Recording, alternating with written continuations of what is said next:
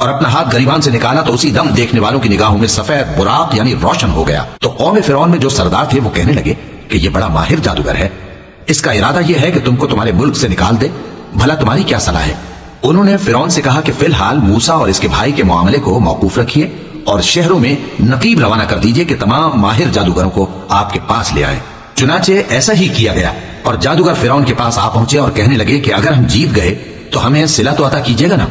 फिरौन ने कहा, हाँ जरूर, और इसके अलावा तुम मुकर्रबों में दाखिल कर लिए जाओगे। जब फरीकैन रोजे मुकर्ररा पर जमा हुए तो जादूगरों ने कहा कि मूसा, या तो तुम जादू की चीज डालो या हम डालते हैं। मूसा ने फरमाया, तुम ही डालो। सो जब उन्होंने जादू की चीजें डाली तो लोगों की आंखों पर जादू कर दिया, यानी नजरबंदी कर दी, और लाठियों और रस्सियों के सांप बना बनाकर उन्हें डरा डरा दिया और बहुत बड़ा जादू दिखाया।